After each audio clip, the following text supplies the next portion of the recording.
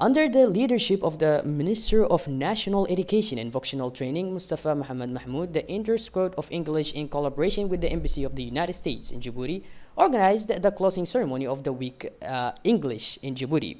The event, which took place at the People's Palace, was attended by several personalities, including the Minister of Higher Education and Research, Dr. Nabil Ahmed Mohammed, and his colleague in charge of Housing, Urbanism, and Environment, the UNDP representative, Mrs. Fatima El-Sheikh, and a diplomat from the American Embassy.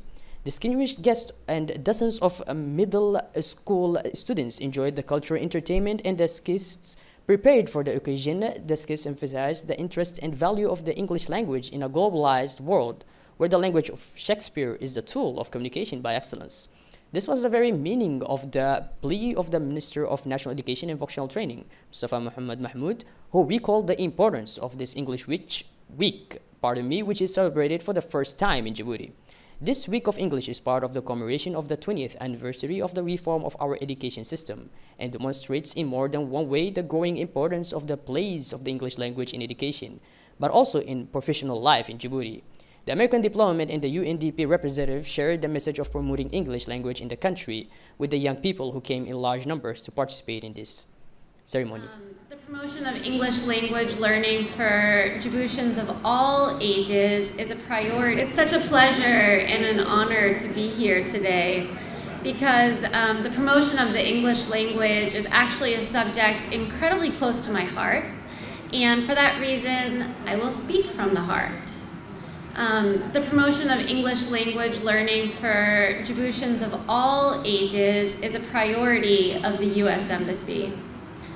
English is not only a highly employable skill that makes Djibouti's people and economy more competitive, but it's also a means of building bridges between the people of Djibouti, the people of the United States, and the rest of the international community. The partnership between the U.S. Embassy and the Ministry of Education in furthering these objectives is truly remarkable. Together, we have trained teachers, we've trained trainers, we have launched new courses, judged English competitions, and created other educational opportunities for Djibouti's youth. In fact, for several years now, the U.S. Embassy has sponsored an American pedagogical advisor who's actually embedded at the Ministry of Education and works in partnership in person with many of the people that are here today. I want to applaud the efforts of the ministry and thank them for their support. It's rewarding for me to see my own passion for the promotion of English language learning not just matched, but often surpassed by those of the ministry. They are working hard to promote a competitive skill, a diplomatic skill, and one which will build a bridge between our countries and benefit the next generation. Thank you. The Ministers of Higher Education and Housing highlighted the importance of the English language in trade and communication in an increasingly interconnected and globalized world. Let's listen to them. I'm very happy today to be with you. Amazing people in amazing place, amazing young people. I would like really to applaud them. I think that the future, we are ready for the future. Most of the participants spoke about the fact that the English language is very important for trade. It's very important also for communication. But don't forget that the location of Djibouti is very important location. In the western part of Djibouti, you have all these English-speaking countries. In the eastern part, you have all these Arabic-speaking English, but if you count, most of them are speaking more English than Arabic. So really I'm confident for the future because our people, Djiboutian, they are fluent in a lot of language. Most of our students are fluent in English. They can speak Chinese, they can speak Turkish, they can speak English everywhere in less than 3 or 6 months. They are very good. So we are international people in a global world. I would like to congratulate my brother, friend, the Minister of Education for this very good initiative. I think that with this initiative, I will earn a lot of money in the higher education. You cannot know or imagine how money I'm spending to make our students speaking English. So now, then, when they will come to higher education, they are ready to speak English. So good luck for all of you, and please fight for your diversity. Djibouti is a very diverse country. Our wealthy is our diversity. Our wealthy is this diversity of languages that we are speaking. I promote today English because, as I am Minister of Tourism, we have a lot of tourists coming from abroad. So they are speaking, most of them, English. You are the future of Djibouti. I congratulate you. The Minister of National Education stressed the importance of English in view of the geographic position of our country in an English-speaking region at the crossroads of continents and world maritime trade. Hence, the interest in straining the mastery of English among young Djiboutians to be in line with the vision of 2035 for the development of the country, according to the political will of the President, Mr. Ismail Omar Guelleh. Let's listen to him. Du monde. Djibouti.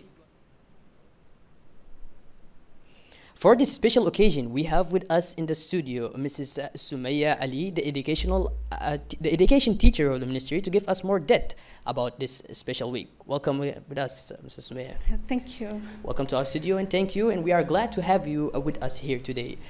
First things first, can you please first give us an overview or more details about this week? Yeah, thank you for giving me this Okay. time to express myself. Yeah. You can surely present this week, yourself. yeah, my name is Maya, and I'm an English teacher from Gabon Middle School, and also a member of the technical team and in charge of communication. So I'm gonna answer to your question. So this week we had organized so many English clubs activities in most of our college and high schools. We had to select the best ones, those who were part of English clubs, and they had to compete between among them before we select those students to compete with other schools' students. So today was the great closing ceremony for all that. And what was when was the starting of the ceremony? No, it wasn't a week ago, right? Yeah, Okay. but let me say one thing. This is not the English club or the English day, as we can call it, has seen its light last year. Last year we only celebrated in a one-day event in a hotel. Okay. So it's different from this year, because this was a great ceremony. Of course, and everyone else, I am sure that the atmosphere was just outstanding. So moving to my second question, you as a teacher, I wanted your opinion on like, what do you think? What is the role of English in our society?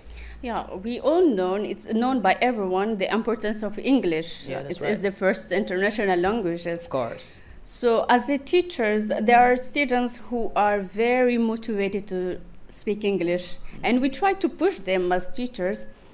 But yeah, English is very important, and we always remind them how important is English for their business, for the future opportunities. Yeah, and if they want also to continue studies, to study in international school, they need to speak English. Exactly. So yeah, it's not only French and Arabic. English is the most important language, and they have to put that in their minds. I surely approve of that.